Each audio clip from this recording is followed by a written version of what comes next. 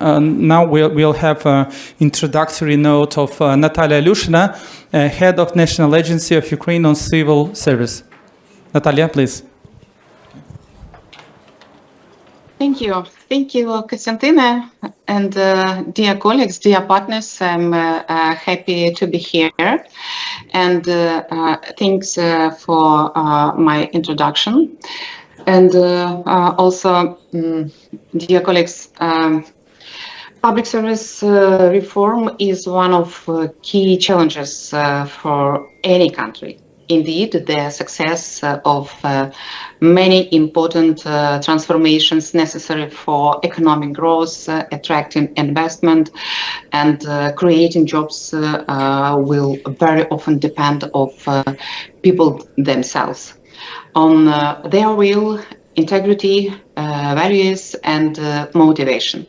Therefore, when identifying growth points in this sphere, we clearly understood that public service reform goes beyond merely improving the management system. First of all, it is about attitudes toward the people who work for their country, about their efforts, their willingness to learn, and their readiness to implement change. Ukraine is consistently directing its efforts toward the further improvement and development of the public service system in line with the OECD Sigma principles of public administration. Through joint efforts, we have achieved significant results that form a solid foundation for further reforms. At present, we have completed the construction of the architecture of modern public service. The law of civil service was adopted 10 years ago, and as our European partners note, it generally corresponds to European practice. Also, it still requires further improvement. In 2023, the Verkhovna Rada of Ukraine adopted a new law of Ukraine on civil service in local self-government bodies, which introduces modern approaches to entry service and remuneration of civil service in local self-government bodies. The law will enter into force 6 months after the end of martial law. We have also launched a remuneration reform as the motivational foundation of the civil service. To this end, the law of Ukraine on amendments to certain laws of Ukraine regarding the introduction of unified approaches to the remuneration of civil service based on job classification was adopted. This law complies with Sigma recommendations and European practices and was prepared in implementation of the Ukraine plan. A draft law of Ukraine on amendments to certain laws of Ukraine regarding the resumption of competitive selection and the improvement of procedure for entry, service and termination of civil service has already been submitted to Parliament for consideration. We have also created a dedicated knowledge management portal for continuous professional learning, which addresses knowledge needs, particularly in the area of European integration. At the same time, we continue to ensure the resilience of the system while actively optimizing workflows and digitalizing human resources management within the public service. So our public service is undergoing profound transformations aimed at enhancing the efficiency of both the system as a whole and each civil servant individually. The introduction to this panel very accurately formulates the main message of our future work: to transform the progress achieved in the civil service into sustainable institutional capacity. In this context, I would like to outline several important development directions aimed at attracting and retaining qualified personnel, stabilizing staff turnover, motivating employees, fostering professional development, and digitalizing the public service. Firstly, the competition of the remuneration reform. This involves building a system for justified assessment of work results based on the classification of civil service positions. Taking into account market mechanisms in determining salaries and monitoring and comparing the remuneration levels with the private sector, it is important for us to transform the remuneration system into the effective tool for attracting and retaining professionals in the civil service. Secondary, the resumption of competitive selection based on an improved competition procedure. This set of measures also includes the formation of a professional and depoliticized commission on the senior civil service, as well as competition commissions for selecting candidates for positions in categories B and C, and the introduction of a system for career advancement of civil service based on performance evaluation. A particular societal demand supported by the European Commission is the introduction of tools to assess the integrity of candidates for civil service positions. And the third thing, the implementation of a human resource management information system in all ministers and other central executive authorities, as well as their territorial bodies. This task is also one of the indicators of the Ukraine plan. Last but not least is to ensure systematic professional training for civil servants that meets both the needs of public administration and the individual needs of each civil servant. Given the current relatives in Ukraine, we are paying particular attention to implementing the principle of equal access to public service. This specifically involves engaging veterans and talented youth, creating and barrier-free environment for people with disabilities, and supporting other vulnerable groups. All of this is an integral part of our work today. Thus, we understand the direction in which we need to move. However, I am confident that you recognize our challenges and tasks from the perspectives of European core existence, efficiency, and the appropriate evaluation of resource expenditure and results. This forum is a unique opportunity to summarize achievements, outline problems, and discuss ideas aimed at establishing Ukraine as an effective socially oriented state. Therefore, we look forward to the support of our partners and their invaluable experience of effective governance reform. Thank you for your time, and thank you for your attention. Alyosha, thank you very much. Duju Diakoyo. I hope you still have some time to stay with us. But let me first of all thank all the which are still present here, even after the lunch and a long day of discussion. But I will promise you, I think it should be interesting. We have roughly 90 minutes, and the three topics I think, maybe you correct me, I think which are interesting are as regards public administration, visions, facts, and maybe steps forward. Visions, steps, and maybe steps forward.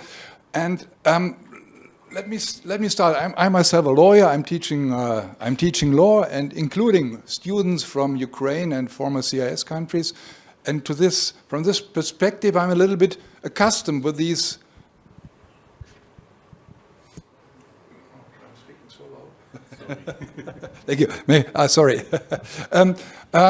I'm as my colleague Andreas Steininger, to whom I want to thank you for this wonderful conference. I'm a little bit accustomed to at least from the legal perspective, to the problems in your country, and I'm happy to compare the issue of administration, because from Germany it's bureaucracy. It's bureaucracy, and maybe it hasn't, slightly for the time being, slight negative touch. And maybe Mrs. Harms will come to this point. And I would like to, from the topic of vision, the role of administration in Ukraine, because let me start, there are different approaches. Somebody says, maybe we don't need no administration at all. Don't hamper business. It's not necessary. It's not necessary. Maybe from the Ukrainian perspective, administration, the function of administration is organize the rule of law. But that's all.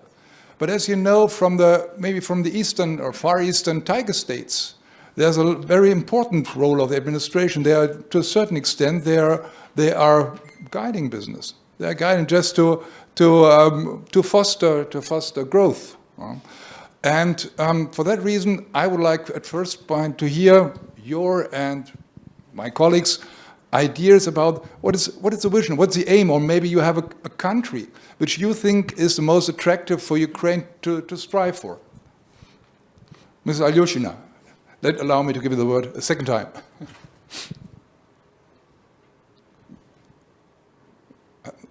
The micros might be off.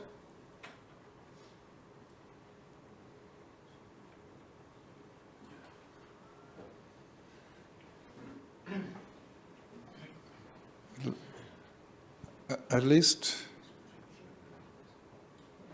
Yes, I hear. Yes, oh, okay. Yes. Thank you for your question. It's very important for us, and I would like maybe can you clarify your question? What is the role of the public service in Ukraine as you see it?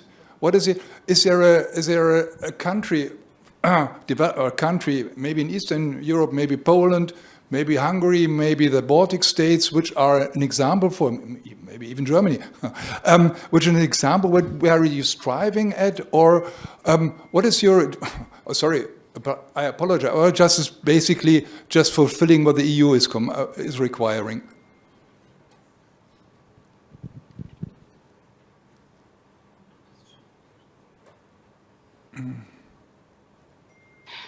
Thank you. Thank you for your question, and also, your question is very important, and the experience other countries, European countries, and the members countries. Yes, it's very difficult today. These reforms in our sphere, public administration reforms. And so our role, the role of civil service in Ukraine, in our country, it's also very important. The public administration reform in our country may be the main reform. I would like maybe my answers. The public service in Ukraine plays a crucial role in ensuring the stability of the state, protecting democratic values and delivering essential services to citizens, especially in times of crisis and war. It serves the backbone of governance, ensuring continually of institutions, maybe implementation of reform and alignment with European standards. Today, the Ukraine public service is not only an administrative system, but also a driver of resilience and transformation. And public service support national security efforts, coordinate humanitarian and recovery initiatives, and lead digital and institutional innovations. Thanks a lot. Of course, please, we don't have to forget that it's wartime. It's wartime. This is requiring a lot of. Mrs. Harms, you're very experienced, not only as a parliamentarian, but also very engaged in Ukraine-German relations. What can the European Union give, on one hand, to Ukraine? What should we require from Ukraine? First of all, I think I was much more involved in EU-Ukraine relations than until 2022 in German Ukraine relations. This changed in 2022 because I was already out of the European Parliament when the Great War began. And what I would like to say today, because Berlin is full of these talks about now revitalized diplomatic efforts on solving the conflict, the war. So everybody's talking about a new era of diplomacy. But I would say that we are talking today about EU integration of Ukraine, finally, since 2 or 3 years, because there was a masterpiece of diplomatic efforts and courage happening in 2022. And the actors in this masterpiece were Ursula von der Leyen and President Zelensky in Ukraine. It was really a very courageous step which should not be forgotten. It required courage to finally open the doors for Ukraine into the European Union.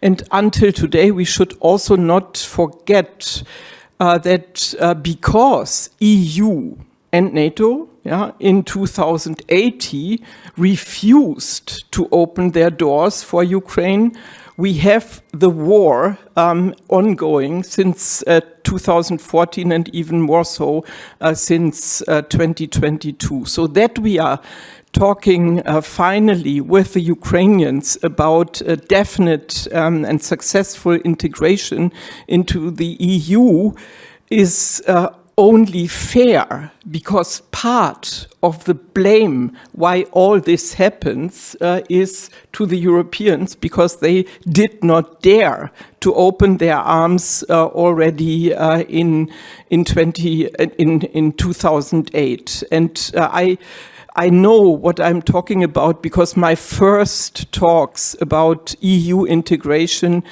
took place with Yulia Tymoshenko and others from the period of President Yushchenko soon after Orange Revolution. So we had enough time to do better, and we do now more what should have been our task in latest in 2008. But so that only as introduction. So I very much value the efforts of my Ukrainian colleagues in the Rada and in the ministries and in the Bankova, so preparing the integration process. So I read the progress report. I was waiting nervously before the publication. I read everything, and I must say that I did not find this report so positive than it was described in public discussions or in the media.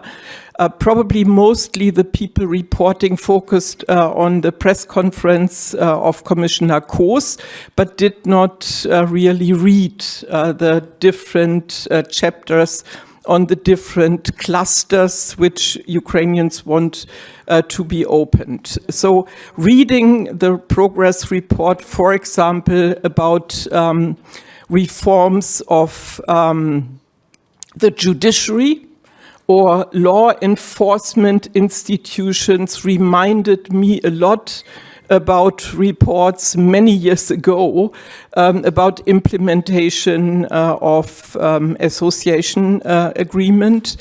And as Mr. Kirchner, so in the panel before, quoted some of the descriptions chosen by the European Commission about progress, there's a lot of wording like moderate process, slow process. Also some real progress is made, but there's a lot of moderate, slow or no process, especially also in the chapter on the judiciary and law enforcement institutions and agencies. And that's for me kind of worrying, and it's not probably mostly because a lack of will, but partly I read this also to the backdrop of the Great War, and I'm personally, now I'm not any longer a member of parliament, but personally,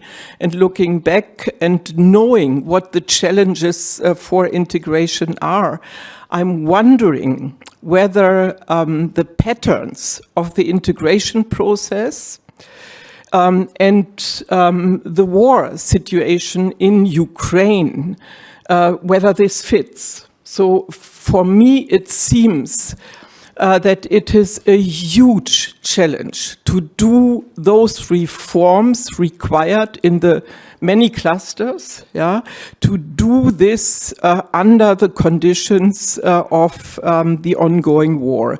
For example, because Ukraine is a shrinking country.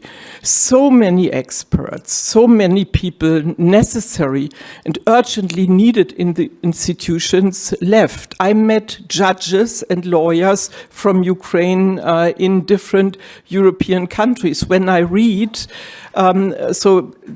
background papers on the reform of the judiciary, and I read that many posts for judges are not filled, are vacant, and that the people in Ukraine simply do not know where they shall take the judges from, then I can easily understand why also in other sectors of public administration and in the institutions there's little progress.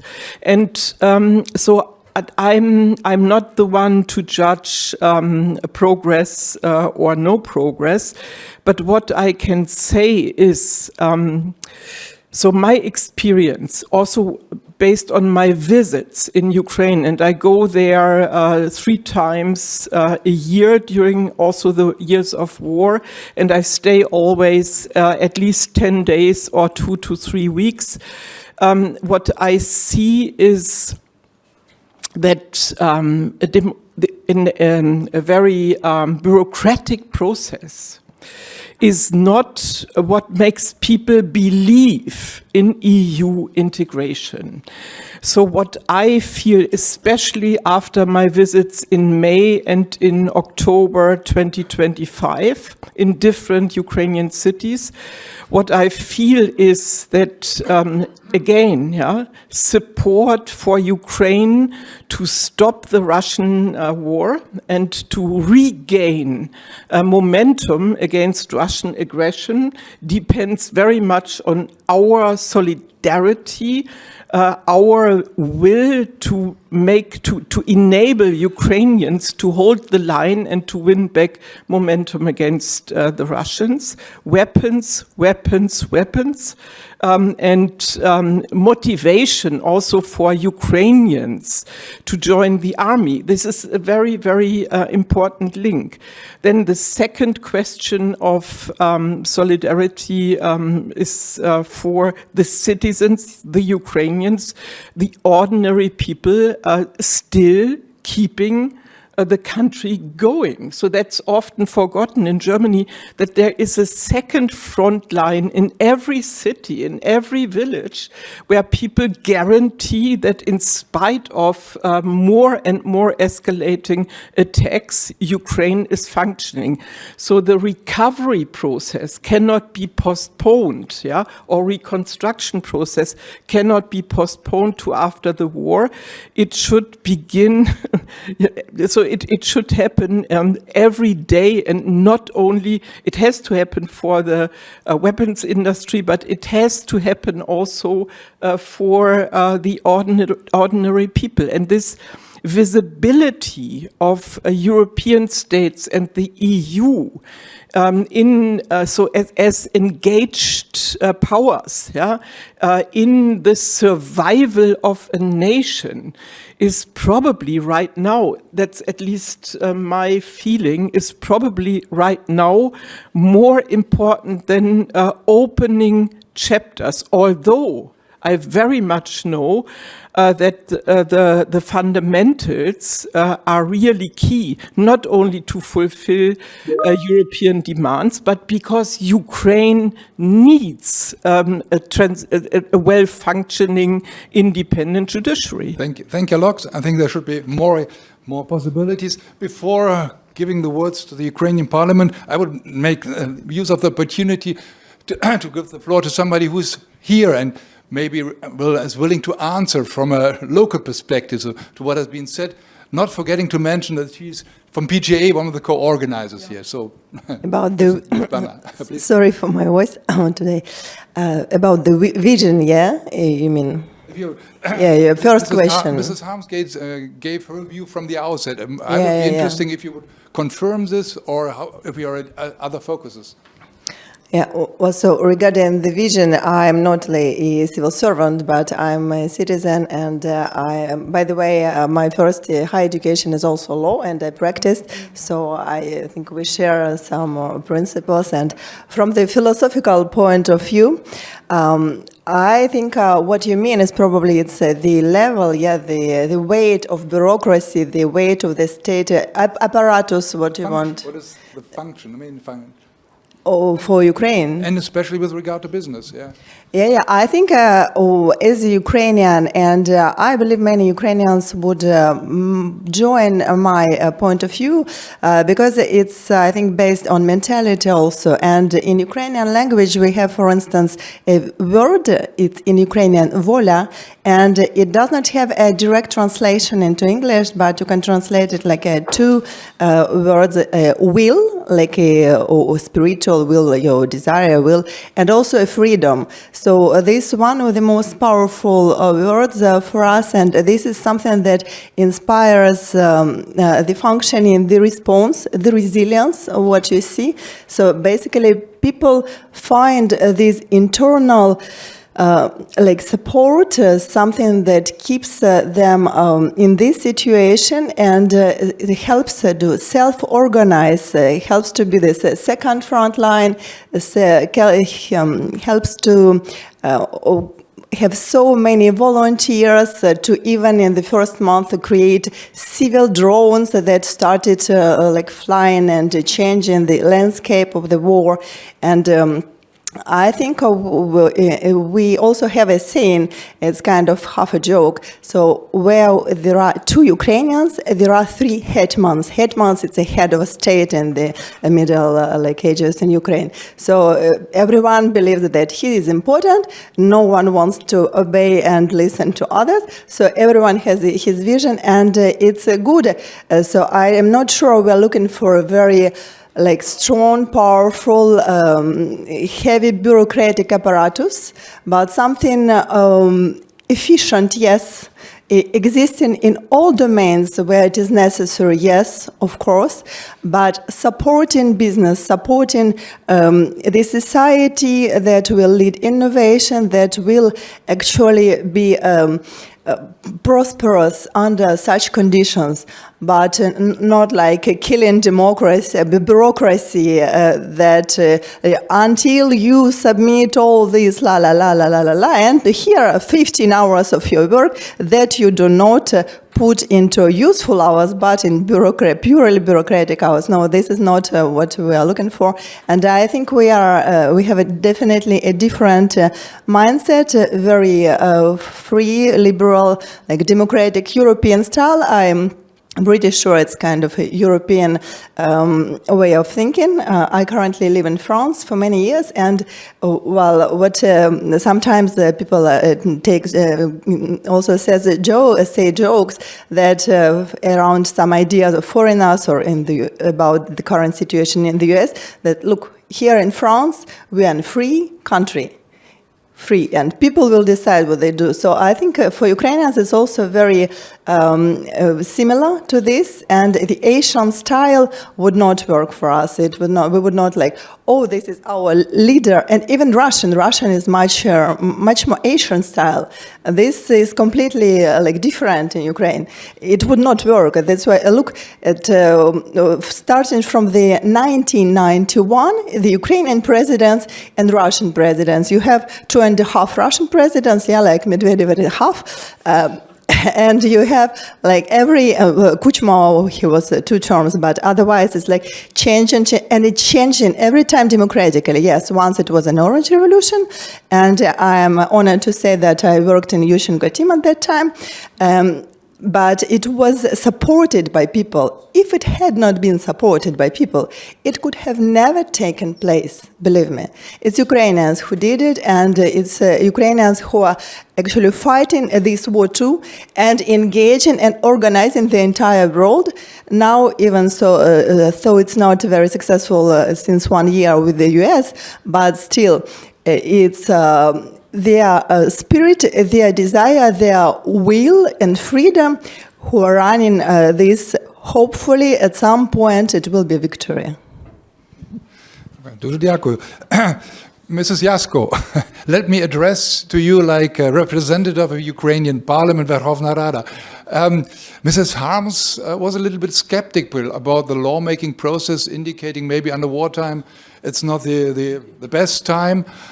What is your personal experience about the lawmaking process with the requirements from the European Union, with exchange from European colleagues? Please tell us from practice, what's happening down in Kiev?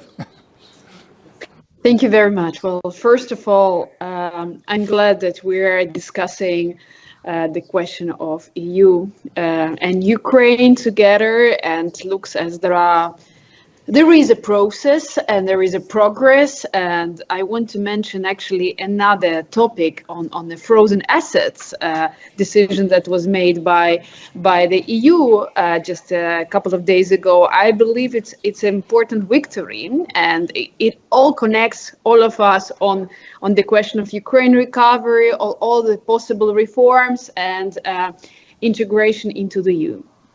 When I was listening to my previous speakers, I actually wanted to reflect a little bit on the perception of Ukrainians towards public service, and in general, how like I'm going to speak as a human, as Ukrainian, not as a politician right now. But I want to remind that we had a number of revolutions in Ukraine, and all of them were about European choice and against people who are corrupt in government, in public service, and in general, Ukrainians don't have very high trust in the public service, unfortunately. And this is very important to mention, because when we are now in parliament and in government, in the presidential administration, there is a huge problem with people. Not only because of trust, but of course also because of the war and everything that war unfortunately brought to our country with all damage, but not only damage on the infrastructure, but on lives of people, because people moved from one place to another. They became IDPs. We have around probably around 4 million or even more internally displaced people. We have around at least 7 or 8 million people who fled the country. It affected public service a lot, because many of people were, I mean, not everyone, but people were working where? They were, I don't know, doctors, teachers, they were in the local administrations, and in all of these places of work, there are losses that were never really restored and recovered. And this is our reality when we talk about the human factor. But of course, there is also a lot of positive things that happened over all these last years that is called Ukrainian resilience, which means that despite the fact that we may not have light, that our computers may not work, we may not have internet, I think Ukrainians are doing incredible things on how we manage to restore, how to work. And, you know, our anger that is present in our society, anger on injustice, anger, and we're demanding always changes, actually helps us a lot. So I know, unfortunately, that receiving a service on your phone within a couple of seconds will be never possible in many countries abroad, but in Ukraine it is possible. When something is not working in our online service DIA, people complain, and you actually even can get your problem fixed within minutes sometimes. I'm not saying that it's always like that, but this is called like we like efficiency, and efficiency means self-mobilization, means action in many ways. And if we talk about the public administration reform, I don't want to go very technical, because I think my colleague from the public service, she was great in explaining everything that what we do in terms of reform and what kind of law we adopted. But this is not only about the law. This is about the processes that are happening inside the society that we shouldn't ignore. And I was listening to what Rebecca Harms she said regarding distrust of Ukrainians in EU bureaucracy.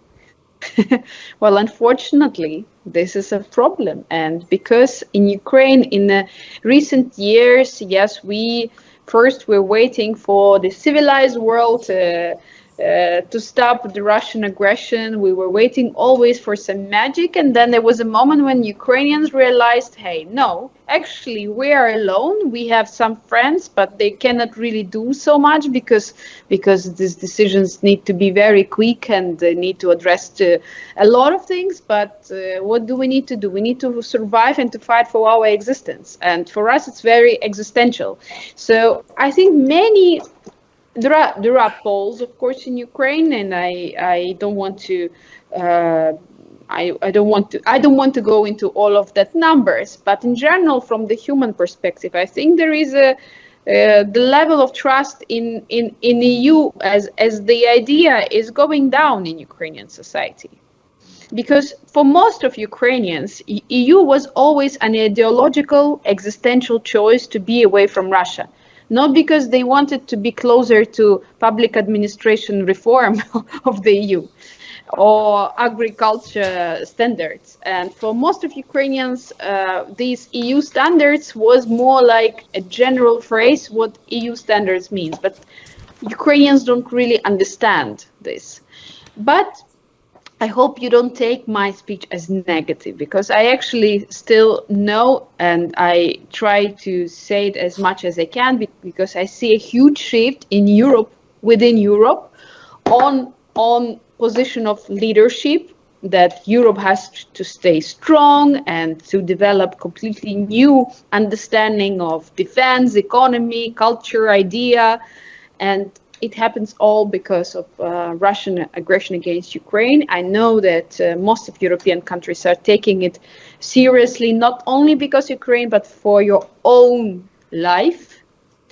And this is very important. I see a huge shift in the conversations within parliaments.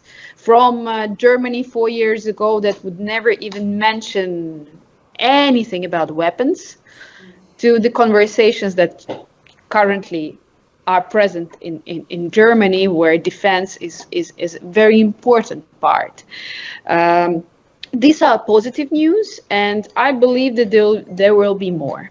But I really hope that if there is any perspective on these peace talks that are currently happening, that Ukraine becoming a member of the EU very, very soon will be a part of the agreement. Because there should be something that Ukrainians will finally know that we were accepted, and there were no ifs or rules. We will be working on implementation of all of that, and we passed a lot of laws that EU requested from us, and we keep doing that. Lawmaking process, of course, is challenging, but in general, the parliament is functioning. I'm now sitting in parliament. We had a plenary day today, and most of the laws are about defense or something that is very existential for Ukraine now. But we also managed to pass all these EU legislation in very critical time, and I also think that we should acknowledge that. So, Thanks a lot for your very impressive words. And what I can tell you, at least, I think just today in the German major newspaper, the Ukrainian poll was published that about the resilience of Ukrainian people, and that giving up is not an option. For that, congratulations and my greatest esteem to that. The second brief remark from my side, maybe if these really hard times do have any good, if they do have, maybe it's just the feeling that building up a country must be bottom up, not top down. And I think this is what the Ukrainian people is just experiencing at the moment. Mr. Umland, I hope Stockholm is listening to us. Mr. Umland? Yes, I'm here. You're from Kiev, sorry. Yes, I'm speaking from Kiev. Yeah. Okay. Yeah. Perfectly. If you allow me to, my question would be, you're an experienced expert in administrative reform. You are giving this journal on post-Soviet studies, and you can compare administrative reform in different countries. What would be your outcome, your idea result, comparing the needs of Ukraine and the reform path of Ukraine compared to other Eastern European countries or other countries as well? I would focus in answering your question on the decentralization reform, because it wasn't yet mentioned, at least not in this panel. Perhaps it was already mentioned in another panel. That's the part of the public administration reform that I know best. And here, I think that is really something that is not only important for Ukraine, but also for other transition countries, at least for other post-Soviet countries, and possibly also for countries outside the post-communist area, because as many of you perhaps already know, this is usually regarded as one of the most successful post-Euromaidan reforms, started in 2014, and actually somewhat in contradiction to what often was recommended by Western partners of Ukraine, for instance, from Germany or from the US or from Switzerland. The standard recommendation for Ukraine to decentralize until 2014 that I came across was a federalization of Ukraine, and that is something that Ukraine did not do. There was actually a partly federal, you could argue, unit of Ukraine, the Autonomous Republic of Crimea, and the change then in 2014 on Crimea in a way also illustrated the inappropriateness of the idea of federalization for Ukraine. What was started in contradiction to these standard recommendations from the West in April 2014 was a municipalization of Ukraine. That means a transfer of power not only from the center, but also from the regional capitals to the local self-governing communities. These communities were changed, they were amalgamated, they were made larger and more self-sufficient. But still, that was a change of power, a transfer of power that brought power the closest possible way to the people, to ordinary people, and then changed deeply Ukraine in the following years. First, the amalgamation in territorial communities was voluntary, and the villages and towns involved in the amalgamation could themselves make their proposals. Later on, in the end, the remaining ones were then administratively amalgamated. And now we have in Ukraine a system that where actually the main locus of power, at least in peacetime, would be in the local self-governments of the territorial amalgamated communities, OTH, Objednane Territorialne Hromady, as it is called. And that was also an interesting, for a political scientist, an interesting reform, because many of the reforms in Ukraine were initiated, partly even imposed, from outside, from the European Union, the International Monetary Fund, the United States, the World Bank, and so on. But the decentralization reform was something that was not necessarily required by anybody in the form in which it then happened. It was recommended, but often, as I mentioned, what then the recommendation often came down to what it was a federalization, or not a municipalization of Ukraine. And that was also a reform that came not as a part of a credit from the International Monetary Fund or as a condition for access to the European market, but that was actually initiated from within, and that was also designed from within. Obviously, foreign examples played an enormous role in this decentralization reform, especially the decentralization of Poland in the 1990s. But still, the exact modus of reforming and the exact result of the reform was very Ukrainian and very much determined by the specificity of this country and its traditions and so on. And I think that has been a success. And it's something that also sort of was very much corresponding to the Ukrainian political culture, and is, I think, also my hope for the reconstruction recovery period, that these local communities will then play the major role in this. And the international, not only Ukrainian, significance of this reform is also that it provides a blueprint for other countries to become more democratic, to become less corrupt, to become better ruled, better governed, self-governed, and that it certainly is something that countries that are currently in the post-Soviet region and are authoritarian or even autocratic or even partly totalitarian, that is something they can learn from, and that is something that can be then also for export.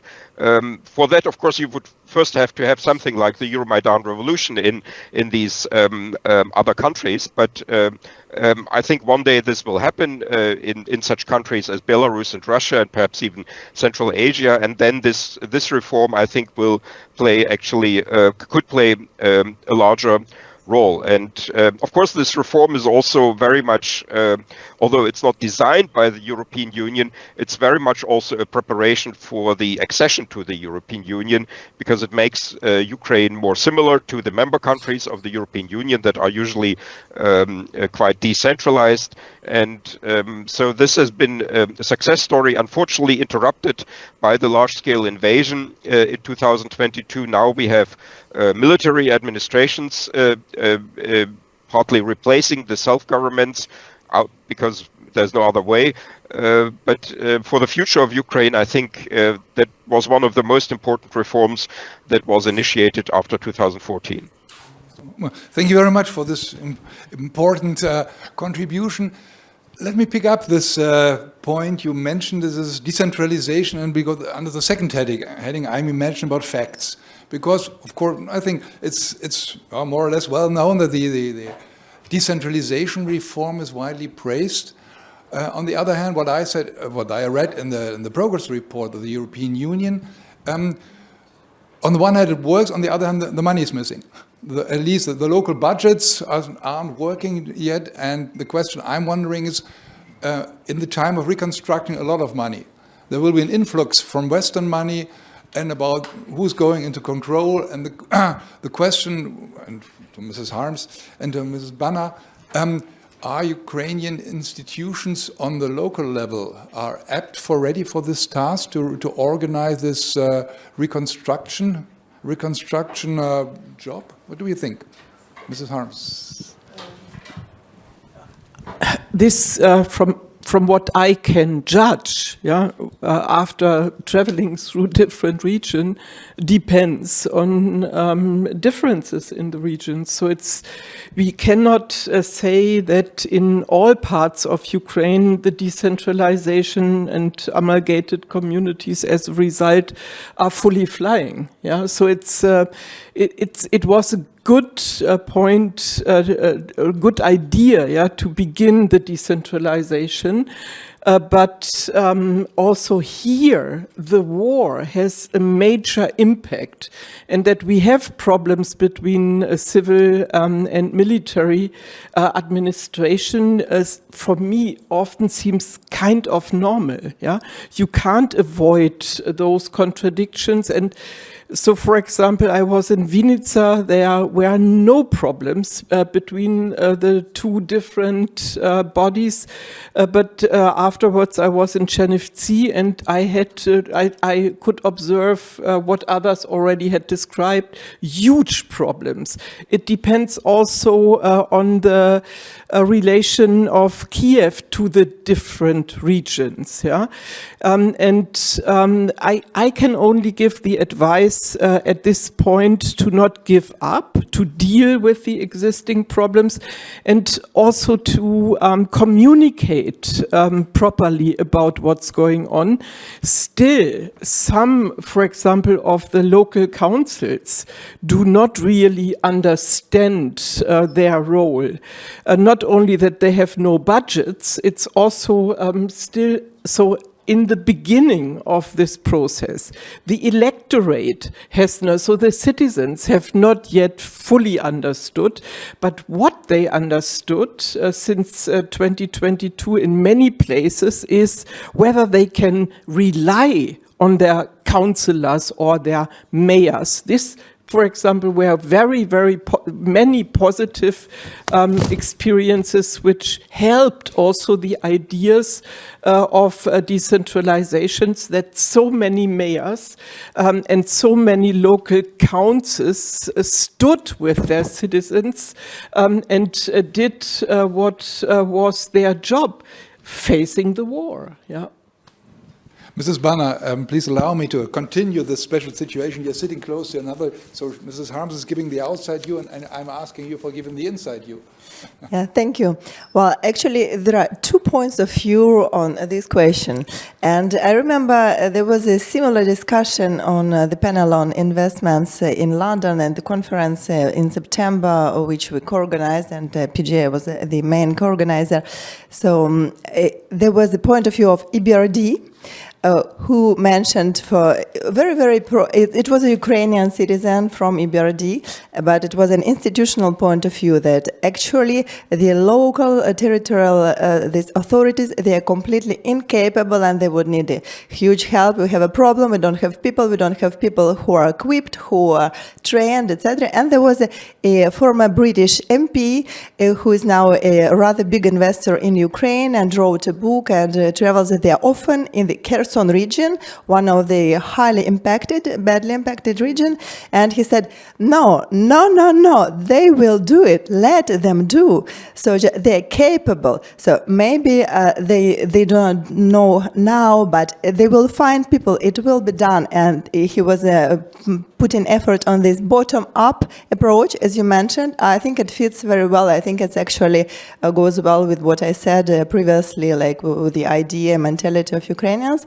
So technically, if we speak as bureaucrats, lawyers, etc., and we put on audit on scale, for instance, we go to check the municipalities, they will not tick the boxes today. But we need to see what can we do, and if they're willing to do it tomorrow.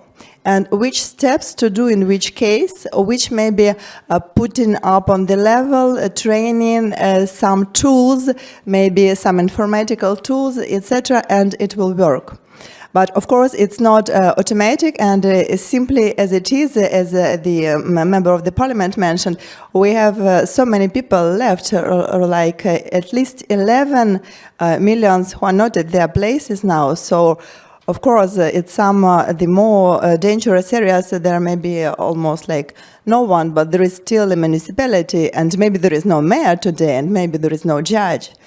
But then tomorrow it will be there if we have a plan, and if we are open, not just to say, okay, now we canceled because it will not work, now we will do top down because like nobody is there, nobody is on page, like they don't know what to do, how to handle it. But if we approach people like, okay, there is a vacancy in this city, do you want to go there? Like you have some skills, here is an extra training, and you will train this community and to neighboring communities. So I think this will work, and this will work mainly in this case, and I think it's actually probably the only work it will work in Ukraine. Because it's quite difficult to make Ukrainians do what they do not want to do, like definitely do not want to do, but you want them to do. So it's almost a failure. I know this famous picture, I think it's from a Ukrainian paper, this Zaporizh Cossacks are writing a letter to the Sultan, I think. Okay, Mr. Umland, yes, please allow me. I'm sure you're aware of all these Western evaluations of Ukraine. There's a rule of law index, the European progress report. Being an expert on the spot, what do you think about the Western perception of Ukraine? Does it fit to the real world, or are there missing? There are some parts missing, are information's missing, or what do you think? What's your impression? First, maybe I want to add a comment on this issue of the competence of the local communities to implement projects. I also see this problem that there's a lack of expertise and qualification in many or even most of the territorial communities. But the model that I see now emerging, and I think that should be pushed to continue, is that local communities in Ukraine develop partnerships with local communities in EU countries, and some of them even have multiple partnerships with several communities in different EU countries. And then there's a possibility that these partner communities then can help their less experienced local partners in Ukraine to implement larger projects, and I think that will be I think that should be actually the main model for organizing the recovery. There will be a fight also for the incoming money between the center, the regions, and the local communities, and the way to solve then many of these issues will be through these partnerships that basically function also without the center being involved. The various statistics and polls and overviews and evaluations that come from the different agencies of the West are useful, but they not always cover everything, I would say, in an ideal way. So what I see here, just living in Ukraine, is that many things actually work easier, faster, and more effective than in Germany. You have these incredible electronic services, and many of the things that require some sort of longer communication in Germany, sometimes even writing letters with stamps and so on, can be done here quite easily via apps and via the internet. Also, what I would sometimes criticize is the evaluation of the corruption situation here, because what we often read is, of course, not an objective quantification of corruption. What we get to know only about, and that is in a way part of the problem, it's a methodological problem that cannot be resolved, is the perception about corruption. And the perception of individuals about corruption is not only shaped by the corruption itself, but also by the social and cultural context in which all of this happens. And I would say that Ukrainians have developed a rather critical approach towards corruption, especially since the start of the large-scale invasion, and therefore they are much more sensitive to various forms of corruption. And for instance, concerning the largest recent corruption scandal that now I think most people know of, what is good here is that this was actually disclosed by the organs that were designed to disclose such corruption schemes, not by journalists or by foreign actors, but by the appropriate Ukrainian organs. And people also forget that these sort of corrupt or semi-corrupt schemes, they also are present in Western societies. Often this is then called consultancy, or somebody is an advisor, but in fact what is often happening in Western societies is that then the members of the advisory councils or the consultants and so on, what they do is they get the companies they work for access to governmental organs, and that is in Western countries, that is often then happening in a more sort of regulated way. Unfortunately, in the post-Soviet countries, the usual form that you get a governmental contract is through a kickback, or as it's called, also откат. So it's very rare, actually, in the sort of usual post-Soviet countries to get a governmental contract without such a kickback. And this has been now disclosed for this particular sphere in Ukraine, and I think that's good, and that is now also destabilizing in a way that is maybe not so good, the political system, in that the reputation of Zelensky is now under question. But sometimes these Western sort of views on Ukraine, they don't see the whole picture, and they forget about the context in which all of that is happening. So what I'm trying to say is that sometimes, to me, the main difference between Ukrainian corruption and corruption in other post-Soviet countries is that Ukrainian corruption is more reported about, it's more scandalized, it's more open, it's more transparent, whereas in other countries that's also happening, but there it's part of the usual public administration system. Thanks a lot. Mrs. Harms. Yeah. I have only one disagreement. So, to my observation, Ukrainians did not begin to fight internally against corruption, but long time before.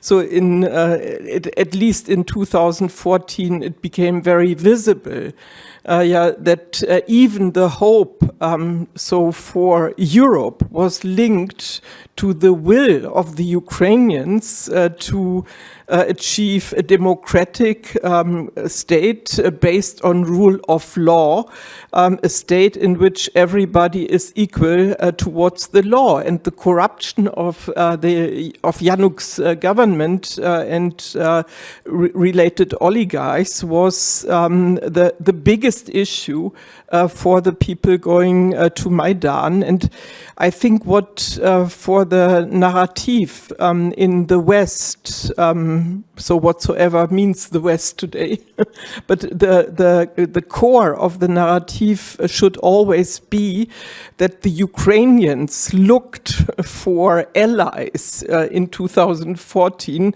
to win their battle for a democratic state against an oligarchy based on what they had got as last resorts from Soviet Union.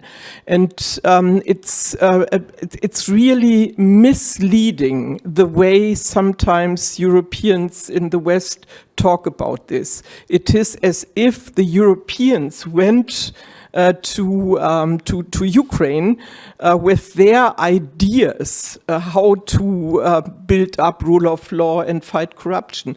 It was the other way around. Even the whole architecture of anti-corruption institutions. This idea came from Ukrainian experts and civil society and was picked up and then supported and fought through with the help of Europeans. But the ideas came all from Ukraine. If I may, I have another small comment here. Thank you so much for mentioning about actually the existence of this legalized lobbying and existing corruption in Western societies, because I recall how much I was shocked. When I came from Ukraine, I studied in one of the European business schools in INSEAD in France, and we had one of the courses, and I don't remember really the name, something like government administration or whatever, and we had a renowned Oxford professor who came teaching it, and he was telling us about revolving door policy and explaining how it should work, how it's nice, how it's legal, and I was stupefied, it really does work in the US, in the UK, etc. And I was shocked, I felt scandalized. I even remember, I think I put in the review, because after we fill in the reviews, that actually this Oxford renowned professor, he was teaching the students, the whole cohort, how to corrupt politicians, and we are in the Western society. It was shocking. And I just came from Ukraine. Before that, I lived in Ukraine, not in the Western Europe. And I was wow, you put the laws on it, but you're doing. So does it mean that it's good or not? Because who is measuring all of this, and the impact it can be crucial. And we see it also in Brussels and on all the very often chemical scandals or whatever, what leaks to the newspapers. So it's a very good question, and thank you for mentioning it. And it is indeed not super clean nowhere in the world. I don't say that it's very good in Ukraine, no, and it's horrible. And the recent scandal, it demonstrates it's completely unacceptable with the war going on, and we should not allow it, of course, and those people must be punished. And no, this odd cut must exist for government contracts. But yeah, let's look at the mirror here in the Western world, and let's make improvements here as well. If I might add one additional perhaps illustration. I'll take a coffee. Yes, okay. As Jörg Himmelreich in his recent book, Die Deutsche Russland-Illusion, the German illusion about Russia, describes, Gerhard Schröder knew already when he was in 2005 confirming the credit guarantee for the Nord Stream 1 project that he would be employed by Gazprom after he would leave his chancellor job. And Schröder has never been indicted for that. Instead, he has gotten the goldene Ehrennadel of the SPD, the golden honors needle from the Social Democratic Party. And, this is something that is not to be talked about in Germany because it's sort of not... it's sort of not in the German context to be mentioned. It's almost like a spell over the German political discourse. Whereas in Ukraine, here is this is the role of Mindic and Yermak and Zuckerman and all of these people in the last corruption scandal is very much talked about. Thanks a lot. Mrs. Banner, please, maybe under colleagues, just putting up in one of the former panels, somebody said in the beginning the European Union treated Ukraine as a child, parent's child, and this has changed. Now you're one point. On the second point, I'm a lawyer myself. I try to understand all this European young regulations, and it's hard stuff, sometimes incomprehensible. What, from your perspective, from the Ukrainian perspective, how would you see an appropriate cooperation to organize this process of approximation? Do you think it's already appropriate organized, or do you see improvements? In which way? What are your ideas in this respect? Well, I don't participate personally in this negotiations and relationships, but to the best of my knowledge, at least, I talked to some Sigma employees who are responsible for Ukraine and some others. As I understand, it's not like, no communication going on. It's not like sending papers and telling, okay, you just deliver and I don't want to hear anymore. I think it's a dialogue, and I think it's a healthy dialogue, and I think that Ukraine also can speak and explain what and how we can do. The question is, yes, indeed, implementation, not only legislation, because we are quite good, as I understand, from all the sources on implementing the law, adoption of the laws, but then implementation into practice, especially in the current situation during the war, sometimes it's just not feasible. So it's not that people don't want or they're against, it's just, it's not possible. Just, for instance, I remember Natalia Alushina at one of the other events, she said that just at the beginning of the war, this National Civil Service of Ukraine, they started to ask Europeans, okay, can you give us advice how we should deal now? And the Europeans said basically, no, we are not at war, we don't know. And the European Union was not at war. The procedures were developed and implemented after the Second World War. So we are creating now new experience, and new situation is going on, and I think it's not that bad. It just maybe there may be disagreements, maybe on the quotas, or if it's agriculture, for instance, maybe on the calendar, on the terms, on the speed, on some technicalities. But I think there is a dialogue going on. And what would be a need, I think, from Ukrainian side, we need actually much more people, many more, like several thousands more people who know very well all those procedures and legislation and details. And this is something to think about, how to fill in this gap. So this would be probably like younger specialists, because they would need to learn it. And and to bring this expertise, and it will help into implementation. But I'm not sure that it's going on in the way that it's a dictate of Europeans and Ukrainians are like children. Oh, yes, yes, yes. Oh, no, no, no. No, it's not that. I think it's a normal human relationships. And there are even like human relationships developed during the years of this cooperation. I'm happy to hear this. From the audience part, are there contributions or questions? Yes.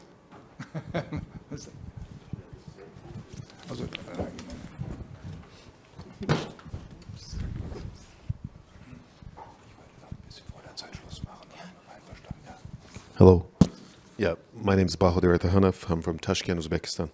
And actually, my question would be whoever answers it, just regarding the topic of this panel session.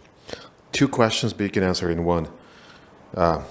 So which democratic principles has Ukraine consciously and legitimately put on hold during the war that we have now, and which ones must be compromised under any circumstances, even at the cost of governance efficiency? And the second one, how can Ukraine and the EU institutionally ensure that extraordinary wartime governance practice remain temporary and do not become the new normal of public administration?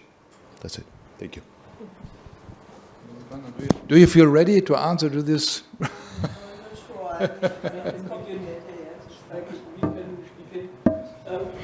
So first of all, the general situation, and that's also, from my point of view, correctly reported in the progress report by the European Commission. So the parliament is functioning, the local administrations, if there is not a war-like situation, are functioning during the war. We have no elections, but none of the EU states would have elections during war period, and Ukrainians also agree so far to not having elections under war conditions because they know it would be risky and also not fair. Ukrainian media, besides some problems which are not always and everywhere, but only some and identified and followed problems, Ukrainian media work independently. There's even a positive, very positive development for the public broadcaster Suspilne, which is meanwhile during war conditions working better and with more distance to the state. They even left the marathon.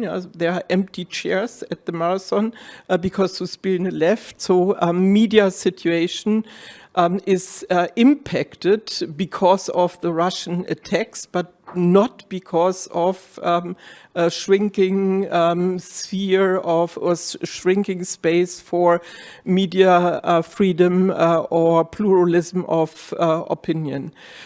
So I could continue such stories. Civil society is working.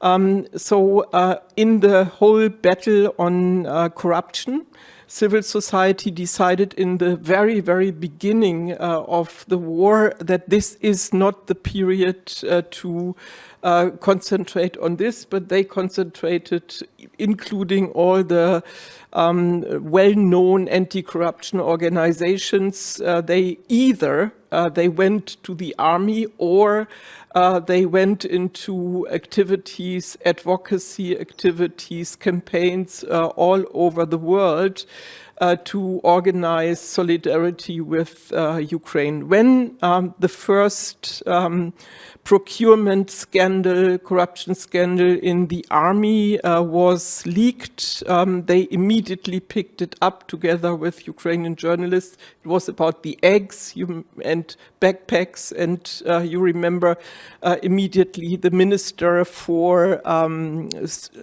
defense had to leave. Yeah, so it was reported, there were discussions, and then there were consequences.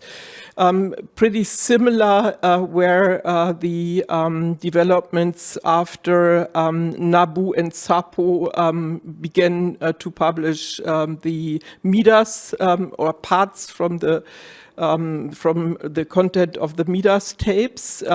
Also here we saw immediate consequences, and we will see how this continues.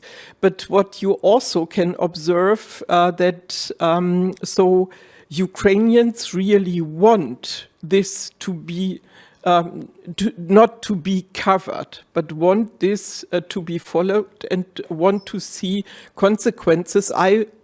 When it began, I did not believe that Yermak would be obliged to leave, but he left. I think he himself never believed that he should leave, but he left. So I could continue. I think in many, many different situations and in many parts of society, you can see that Ukrainians stand not only with their army for a democratic state based on rule of law, but also in daily life, yeah, and in other activities.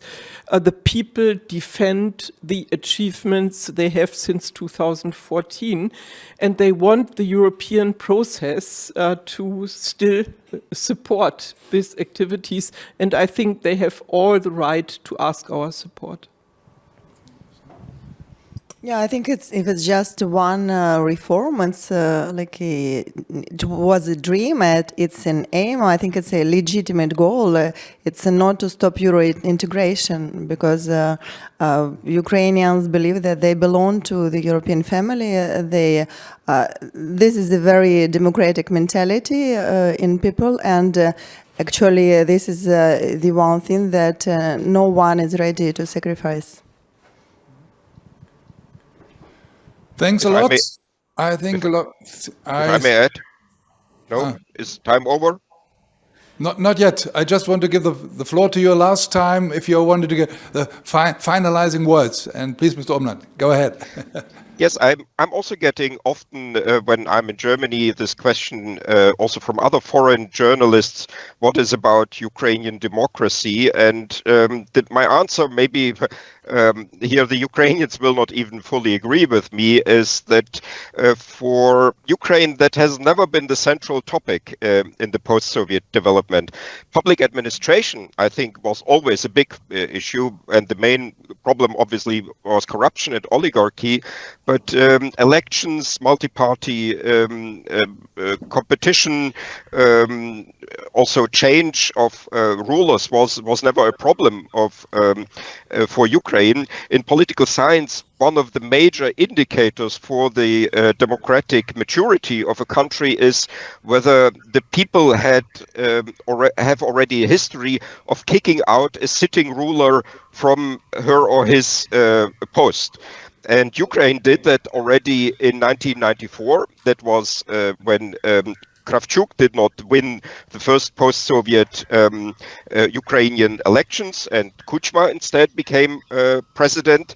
Kuchma was perhaps not the best choice, but anyway, what was important here is that the people changed the government. In Germany, we had that for the first time 4 years later, in 1998.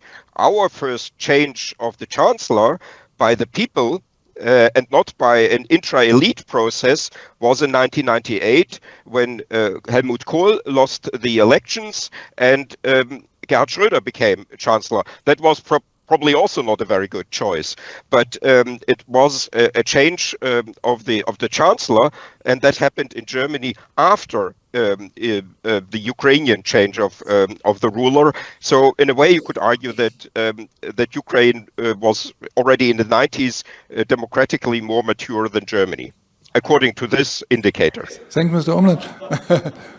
Ms. Bonner, your finalizing words about progress in administration reform and maybe Ukraine at all. Well, My organization, the Professional Government Association of Ukraine, was in fact created around this reform. One of the main goals of our existence of the organization is that we support reforms, and this public administration reform is believed to be the reform of reforms that would put a flow. So we follow this topic. We have several projects within our organizations. You see that public administration doesn't gather that many people in the room, so it's a little bit boring, technical, and serious. But we do focus on it, and we follow this. So we cooperate with the Sigma, and we received our first grant from Providus Latvia with the Powerful EU. So we do quite a lot of work in this domain, and we believe that it's ongoing. We hope it will be faster, especially, and more successful on implementation stage, but as mentioned, during the war it's more complicated. But we do believe, and I believe too, that it's a very, very important reform, and we should do it well. And the public administration and civil service shall be in Ukraine adopted to Ukrainian mentality, not to be extra heavy, but to be sincere, transparent, and efficient. Mrs. Harms. Maybe for the last remarks, what I'm very much missing, although I know that we will not see elections soon, is preparations by people not related to the still existing oligarchs or oligarch system preparing for elections. So debates about how we want the government or the Rada to look like in the future. What would be programs for a period after war?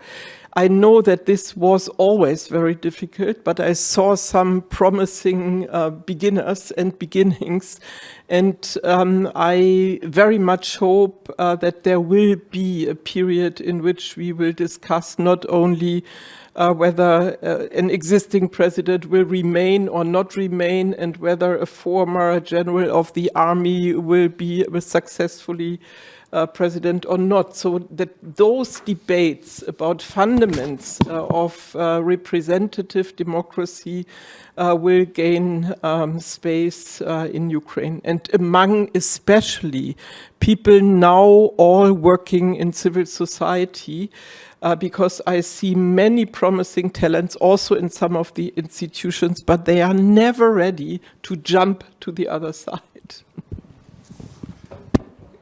Thanks a lot. Now it's my job to close this very impressive panel. Mr. Omland, Mrs. Bonner, Mrs. Harms, thanks a lot. Very interesting. And I hope hopefully the main idea of this panel is just to be optimistic. To be optimistic and let's hope for the best for Ukraine, and let me use this famous word, Slava Ukraine. Could you please wait for a second, because Oleksandra Matviichuk wanted to say something about to us. She's Nobel Prize. She got the Nobel Prize, and so I only want to ask her, if she would be very interesting to hear some words from you, Ms. Matviichuk. Thank you very much for providing me a floor. It's a huge honor for me to address to this distinguished audience. And the warmest greetings from Kiev. I don't know how historians in future will call this historical period, but we happen to live in turbulent time. And the world order, which is based on UN Charter and international law, is collapsing before our eyes.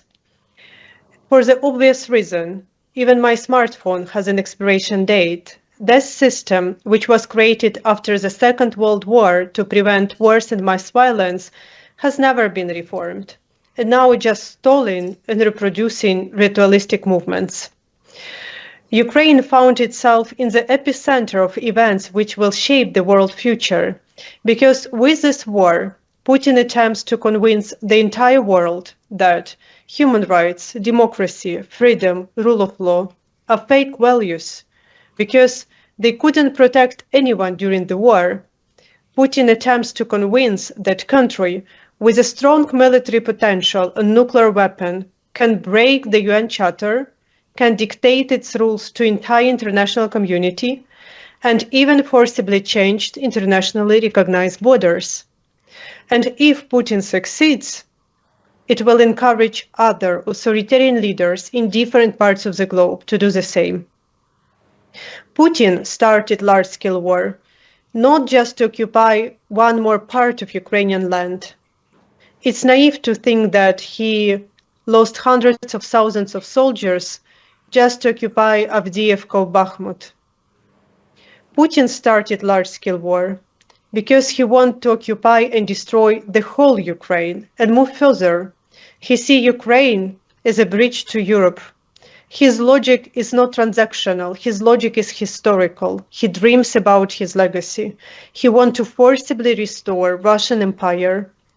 And this means that people in Germany, people in other European countries, they are safe only because Ukrainians are still resisting to Russian aggression and don't let Russian army to move further. But I think that at the end of the day, we all need a little words about hope.